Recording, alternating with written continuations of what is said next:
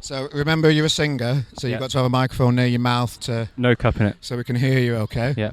Yeah, there Yes, we sir. go. Try me now. 1, 2.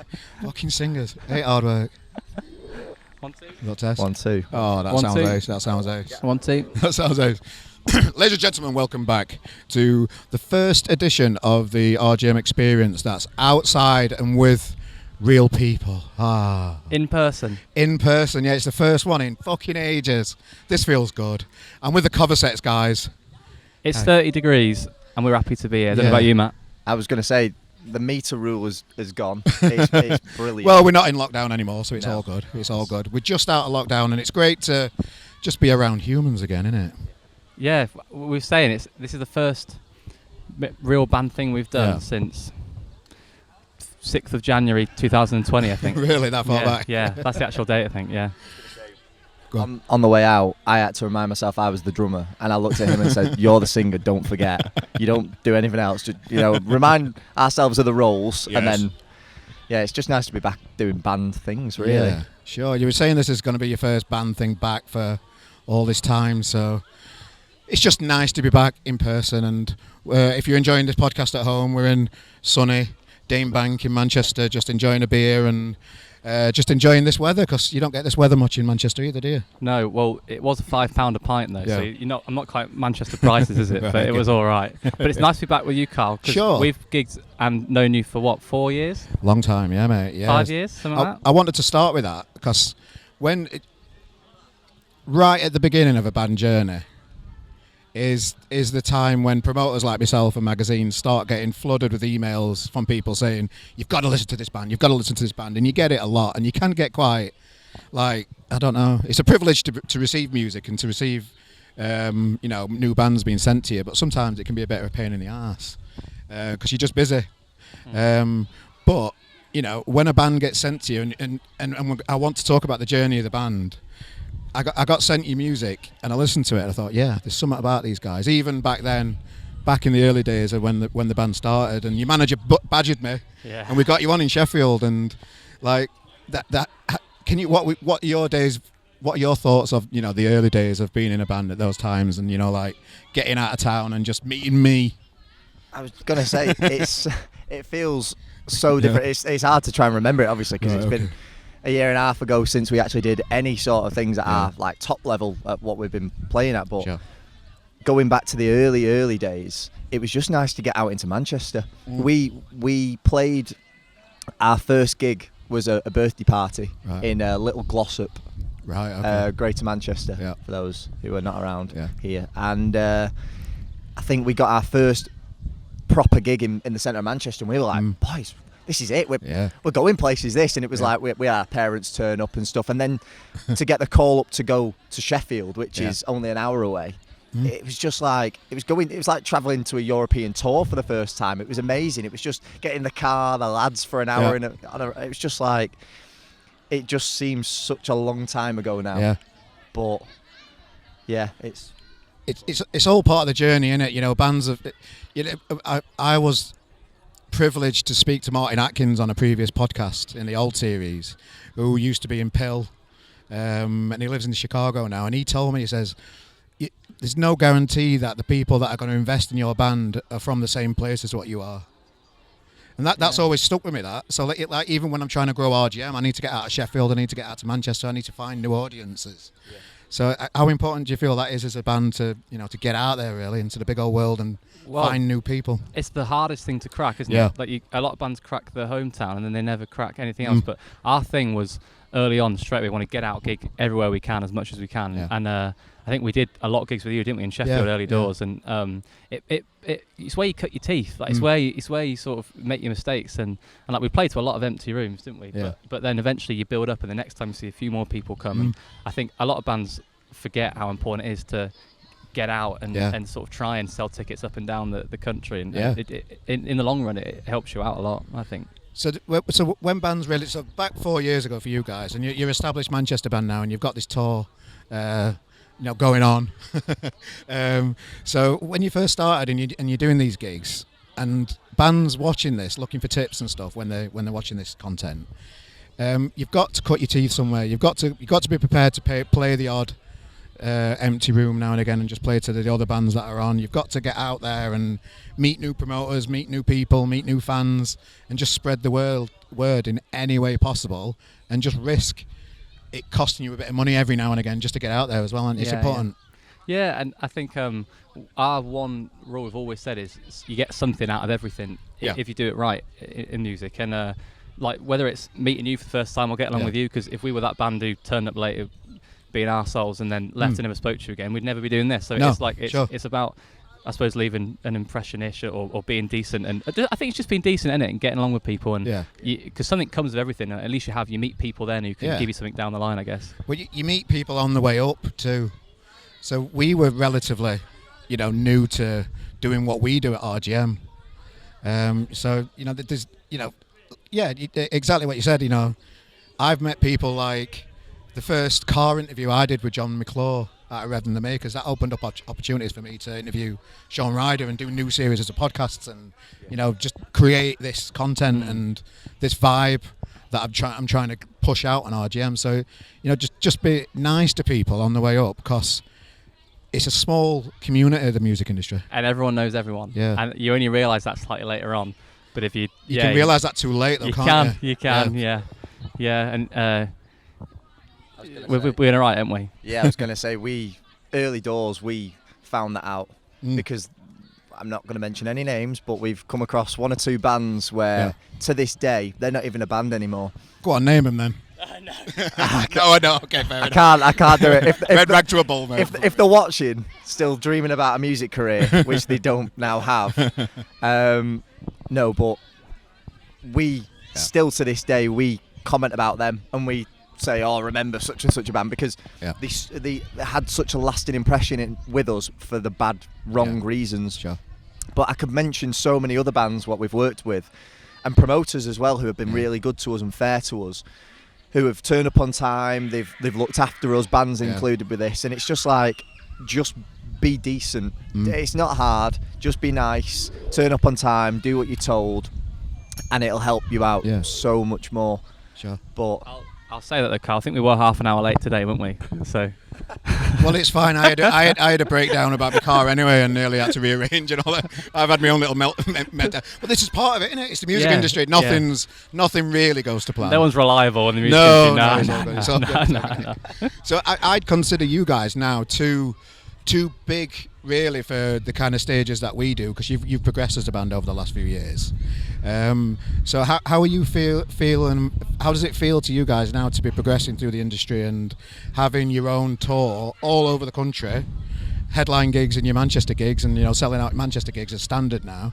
You're at a different level to where I promote. I'm always going to specialise in the grassroots bands, and when it gets to tours and that kind of stuff, there's other people that are better at that than me. So I'm staying in my little niche, and I feel like you guys have progressed up past my little stage. How are you finding the next level? Well, very nice of you to say. I think I think certainly I get imposter syndrome slightly. I'd never say we were too big for that though. I think we'd always eat up a Sheffield gig or anything like that, always, all day. And I don't think we'd ever put ourselves above that. But the thing is, and I heard Chris Martin say it from Coldplay, and it stuck with me because he says he doesn't quite feel like they've made it yet. Right. And I thought, shit, because in a way, he has made it. But in a way, I know what he means, because, and I don't know what he means, but in a sense that for us, it was always like, right, we set a target 2 years ago that we wanted to sell 80 tickets anywhere in the UK, and like for this tour we've smashed that twice, like doubled it. And it's like, I know it's not a lot, but it's a massive achievement. It is, but as soon as you get there, you go, what can we sell out next? What can we do? So you never quite feel like you're settled, do you? You never quite feel like you're where you want to be. But well, the band's a business as well, isn't it? Yeah. So it's a natural progression to always want a bit more, and keep looking for that next opportunity as well, I think. Yeah, and we never really had a roadmap, have we? But we just sort of, I think we just surprised ourselves. We just fluke it, to be honest, because we fake it till you make it to the end, lads. You've got to, we look at the tickets and go, bloody hell, we've sold it out. This is just the music industry. If for anybody who doesn't know, it's just pure fluke. We've put a couple of gigs on. They've actually done pretty well. We're sat at home going, fucking hell, boys. It's like, where's that come from? People actually know us in Southampton. That's amazing. And it's like, it just does kind of come out of nowhere. But we've always kind of said we'll keep going and keep going and keep going as long as we're progressing. And at the minute, we're at such a good like medium level where we've still got so much more to give, and we've got so much more to do. And fair enough, we've sold Deaf Institute out in Manchester, which is great. But there's bigger venues. There's many bigger venues. So it's like we'll always be looking, going, right, what's next? We're already planning future things, and it's just like, right, we're going to just keep pushing ourselves. So I can sort of agree with Chris Martin, to be fair. But it's hard work, and it paid off for the Sherlocks. They did a similar kind of thing. They started off from real grassroots like you guys, and just gradually every tour just booked slightly bigger venues for the next tour, and just kept touring, and it organically just happens, and people bring the mates who came to your last gig at the next gig, and it just grows, doesn't it? I'd say, if anything, that's like I think our favourite word, organic, because we have we've never had. We had a manager when we started out, and it wasn't. He'd never been a manager before. It was like a mate of ours, basically, and we don't. He's the one that got me into you. Yeah. So we thank him for that, Nice and he got us Nice off the ground. But obviously, like, we parted ways eventually. And we love him to bits, but we've never had any help from any labels or anything like. We've never put any money into the band. It's always paid for itself, and like I think that's what I'm proud of. Although we might not have had someone who's bumped us up levels, it's like we've at least climbed. We've dragged ourselves through, haven't we? And we've pulled ourselves up as much as we can, and that's. If anything, that's what I'm most proud of, that we've done it organically, I think. Yeah, sure. I feel like we started off early doors and we grafted. So when it came to gigs, and some people would disagree with the way we think we did things at the start, but in what way? So at the start, we just wanted to gig and gig and gig, and there were some people who turned around and said, if you want to start selling tickets, you need to build it up in Manchester, or you need to like wait a couple of months before you put on another gig. But we were like, but nobody knows who we are. We want to jump on as many support gigs as we can. We want to, even if there's 15 people, 20 people there, we might do a gig, 2 of them might come another time, and then we do another gig and 2 or 3 of them might come, and it slowly builds up. So I think that's another thing that I think as a band we're quite proud of, is we have done the graft early doors. So now it does flow. You start getting the early, like the early people coming in, following you wherever you go, and then they bring a friend and tell a friend and bring a friend, and then now it's like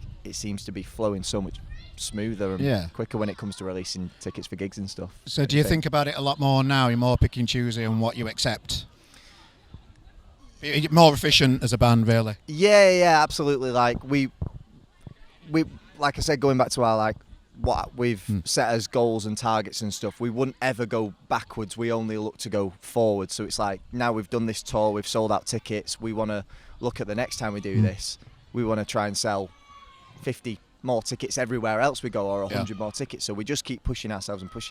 But I think it's the best way to be. You've got to be positive with it. You've got to be... But also, though, I think there's that bit of us which is like just gig. Like we get emails at the minute like, do you want to come do Southampton on a Tuesday night for 80 quid, which won't even cover petrol? It's like we're still like, can we do it? Like, because I think we just that's what you do it for, isn't it? And I think you can get so caught up in it being a business and trying to make money, where actually it's just about gigging and having a good time, isn't it? Really, and if the rest follows, then so be it.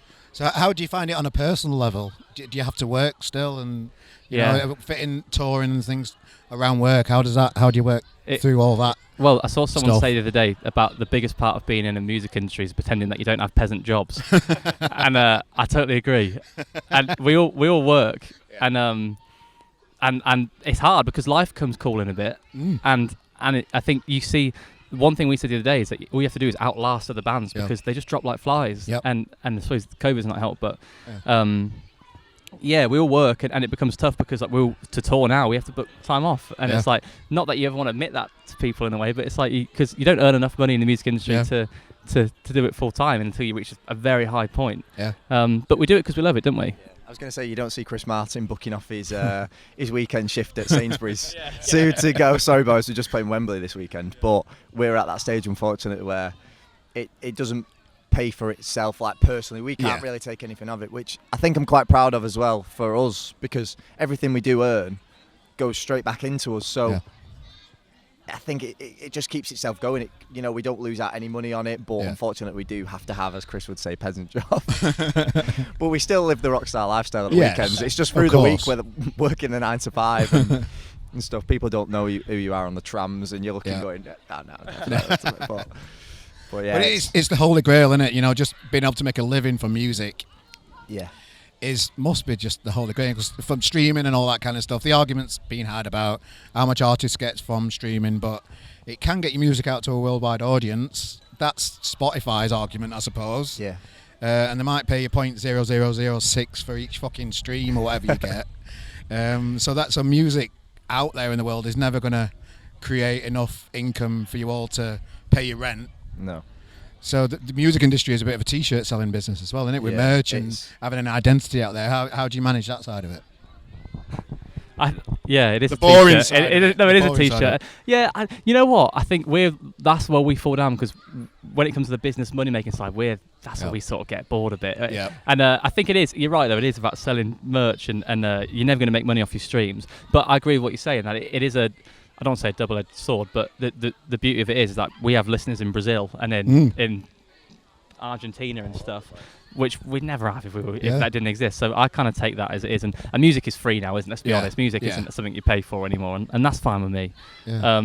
But yeah, I think ultimately they all come hand in hand. The people I think people want to back you as a band, and people want to help you, and people want to buy your t-shirts, and that works for us. And we never like to plug things hard. We price our tickets cheaper than we're told to for tour, because we want people to be able to come. And I think it's criminal when you see bands at our level charging 15-20 quid a ticket.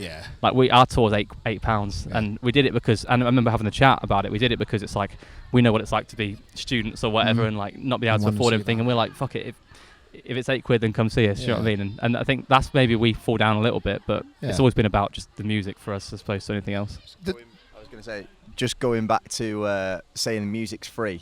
Obviously, Spotify is not a lot nowadays. Everybody has Spotify, everybody has Apple Music. But we once found out that somebody has been downloading our music illegally, and I think we celebrated. We were like, yes! Yes, we made it. When somebody's going out of their way to try and get MP3 downloader open, like the good old days, to get our music, we were like, we've done well here, boys. We've smashed this. Because, like Chris said, when it comes to the Spotify streams, people who are not in the music industry don't realise how little we get from it. But it's not a money-making thing for us. It's a Spotify, but it's just nice that our music can get everywhere. It's available everywhere. Like Chris said, we've got people commenting all the time, especially on our YouTube from Brazil, being like, we love you in Brazil, come to Brazil. And it's like, we can barely get to Leeds sometimes. We can't just nip over to Brazil for the weekend, but we'd love to. But it's like accessible that way. So you say it's all about the music and stuff, but you're in it for the long haul, aren't you? You're passionate about it. You want it to be. You want to reach that holy grail of having a career out of it, don't you? And where's that passion stem from? I genuinely don't know. I think it's just getting a product that works. I think you don't see, like, particularly in your band, you don't get the odd one that leaves every now and again like you do with bands. You are a tight-knit community, and do you still live together? Yeah, we still live together. We're living in Manchester, and we've got plans for the future to still live there. And it's, if anything, it's quite like a bit of a band's dream. Many people always go, "Oh, that's so cool! Like, you're in a band and you're living together," and it's like, is it a bit like Sesame Street? Just a little bit. It's like the Monkeys, if anything. We're all together. We just pop up every now and again with it. We're all joining in with the music. But no, it's that's in itself a dream. Like we never thought when we started this band that we'd be living together in the middle of Manchester. We have a band room downstairs that we spent a lot of money on. That is such a cool place to just be in and make music, and it's been so handy for us, especially over lockdown as well. I think we did it a week before, so it's like we've spent so much time down there just making music, writing music, and so many bands never get to achieve that because obviously, like, they never really get to live together, or they live in different places, or so in itself that's a bit of a dream. But and I've got something to add, Matt. No, I agree though, Carl. Like, for us, it's like it is in it for the long haul, and like we I don't know.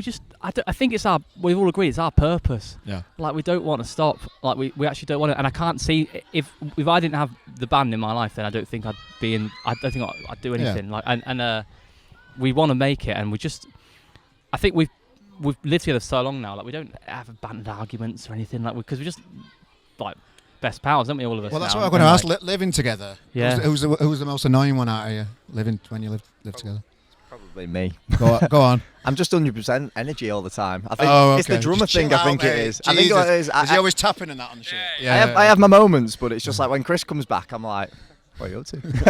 Do you do something? I'm just like, and I'm still trying to live my student life still, even though I'm 24 now. I'm getting old. Okay. I'm still like, do you want to go out? Do you want to get a beer? Do you want to, 42s, whatever. But no, it's great living together. Like we don't have real band arguments anymore. We don't really have. Every now and again we have a bit of a, we've got our own opinions, and we'll always have a little bit of a natter every now and again with it. But the main thing is like the washing up. But I think we're even past that now. I think we've all decided like we've lived here for a year and a half now. Forget it. I can't be arsed with it. I'd say we are. You were dying to get the mic. Come on, tell us. We are. No, I'm saying we're fucking boring, Carl. Like we are.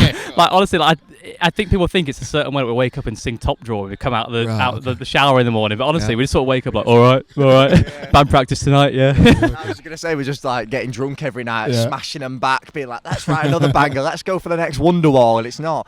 Matt Hewlett, the guitarist, he's in bed by 9:30. Like he's going to bed going, I've got work early in the morning. Jamie's there just cracking on doing what he's doing. So yeah, it's a pretty. What does Jamie do? So Jamie's. Does anybody know? No, we just see him. I was going to say we just see him on the stairs every now and again. Go, all right, mate, and that's it. I don't even know his second name. No, he's a music producer. So he's at home cracking on, and we actually have another housemate nobody really knows about. Oh, okay. He's a bit of a myth. Nobody's really seen him. We've not really seen him, to be fair. And he lives above Jamie's room. Yeah. Now Jamie's a producer, and he doesn't sleep. He's nocturnal. Yeah. So he's up till 4 or 5 in the morning.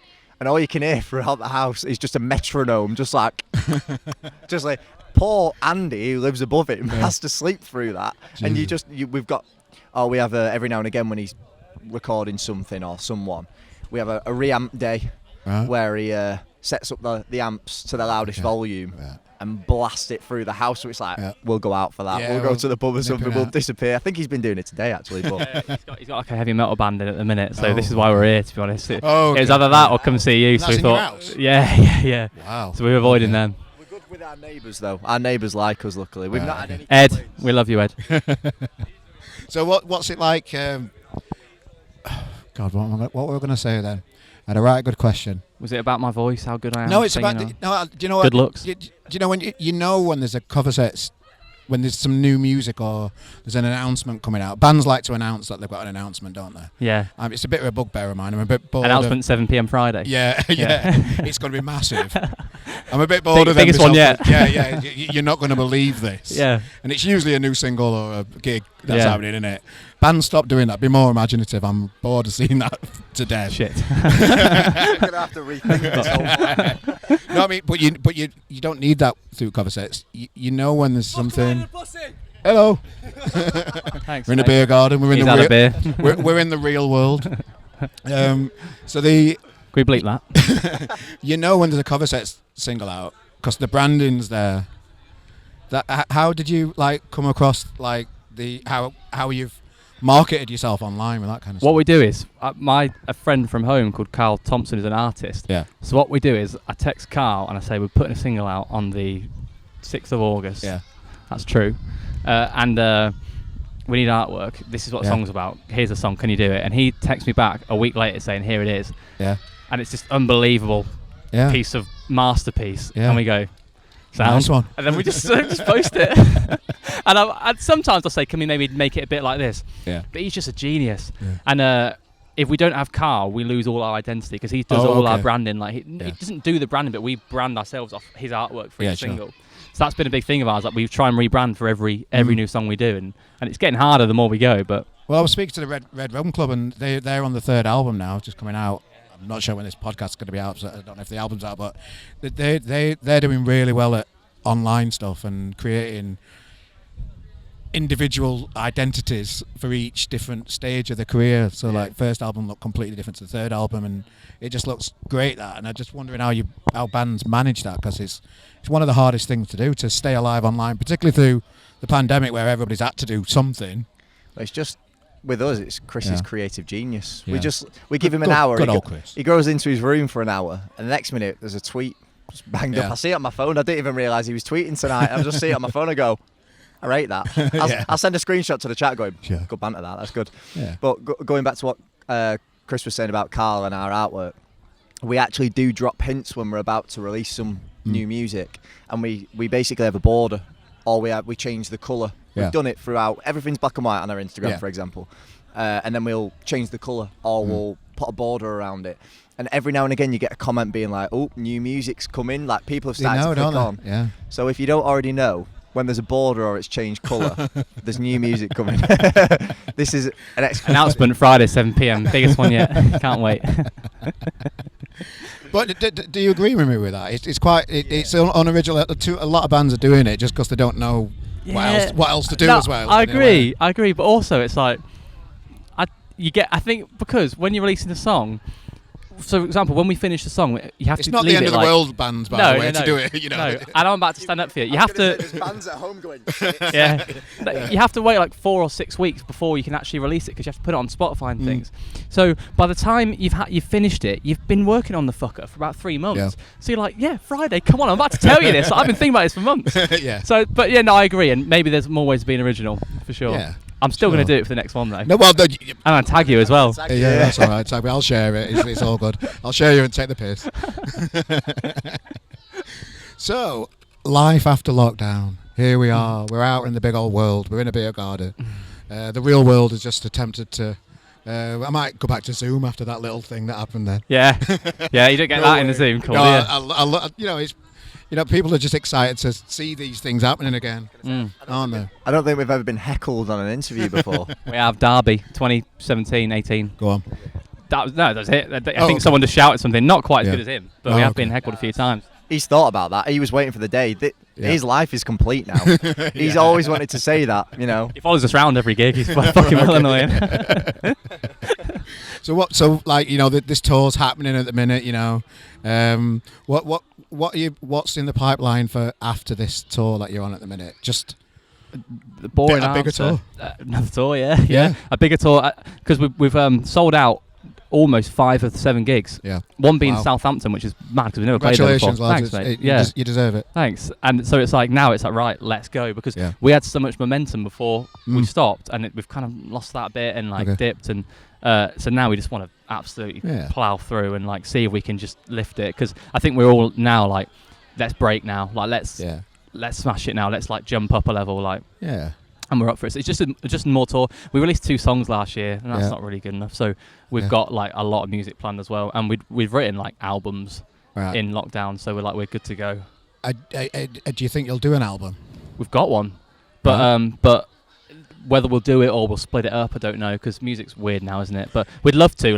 We've got one start to finish, titled and everything. Red Rum Club are a perfect example of the right way about doing an album. But on previous podcasts, I've had chats with people with saying, it's a lot of work, an album, and once you've released it, all that work kind of fades after a few weeks, and then you've got nothing. Where if you release 3 or 4 EPs, you might get more from that. That's exactly it. Yeah, that's exactly it. Where do you guys stand with that? With what? I don't know what I'm trying to say, but no. You know what I mean? Well, certainly at the minute, without getting too depressed, it feels like you release a song and it dies after a week. Yeah. Because things are just disposable now, and no one really hangs on to anything. So that's the reason why an album, one, I don't know if we could afford it, and 2, and then you put it out, and then that's 12 songs. And then if it does really well, it goes really well. But if it doesn't quite hang on because we can't afford the PR or anything for it, then it dies a bit. So I think that's maybe the mindset we're in of, hang on, let's break this up. And then eventually when we're at a point where we're at our peak, we can do an album and it'll have that effect, then we'll do it. I think it's one of the things because you don't want to get your first album wrong, do you? No. You want to get it right. Once it's out there, it's out there. Absolutely. As an independent artist as well, we haven't really got backing apart from what we do off our own back. So it's like, if we were to release an album and we put it out there, and for example, we had some backing, we'd at least, it'd get places. But the worst thing would be to, like Chris said, release 12 songs and it just to fade away. And I think that'd be gutting because we've worked hard on these. Some of these songs we've worked on for a couple of years, and we've kind of gone, no, we'll hold off. Yeah. It's too good that we'll hold off. And it's like, imagine if we just released it, and it's like, whereas I think we've valued the the option of going for the EPs. Like we've done a couple, we've got plans for the future, a couple of singles here and there, but I think EPs are the way to go. Yeah. Unless you know it's gonna take off, but there's just no guarantee, is there? Really? No. We don't know. We've said so many times. Like bands have come to us and said, how do you get your music on the indie list, or how do you do this, or how do you do that? And we look at them and go, our guess is as good as yours. Like there's no formula that we know to success. Otherwise, we would have done it by now, and so many others. So it's just a bit lucky sometimes, I think. But how have you found that? Like the next progression is probably, from my point of view, is like.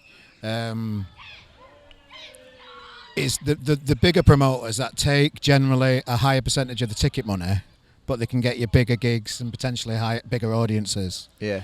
Do you feel like you might go that way with it, or are you going to stay? Do you know what I'm trying to say without naming names? I know what you mean. Absolutely. And I think it's one of them, like, every option that ever comes in, we'd always have a look at and go, what's best for us? And it's like, even for us at the minute, because obviously we're not taking money personally anyway, so it's like, even if the band had to take a little bit of a dip in money, or we don't get paid for it, but we get offered a big gig. We've done that so many times where somebody's offered us a big gig, for example the Sherlocks. Like, we didn't get much from that apart from having to support them, and that was more than enough. We don't want money for that. We don't benefit from that. What we did benefit from was playing a sold out gig for them. Sure. So it was like... And the Leeds Arena thing, is that a similar kind of thing as well? Well, Leeds Arena thing was slightly different. I think we applied for a competition, and we put our name forward, and we sent a video off with a song or something, and they ended up coming back and awarding us most exciting band of 2018, was it? That thing is it that long ago? Yeah, man, and that's depressing. But like it feels like yesterday, but like we sent it off and we forgot about it, and then we got an email like, you've won, and we were like, oh, nice one. And then we sort of like, we read it and it was like, you come play Leeds Arena. And we were like, all right. And then we sort of got there and it's like, oh, this is quite serious. And then it was like the radio awards, like the Arias. You must know the podcast or something. So the Arias, and then we met like Tony Hadley and Sophie Ellis-Bextor and stuff, and I've dined out on that ever since, man. I'm on that all the time. Everyone I meet who's slightly older, like, you in a pop band? I'm like, do you know Tony Hadley? Yeah. Love me. So that's what we do.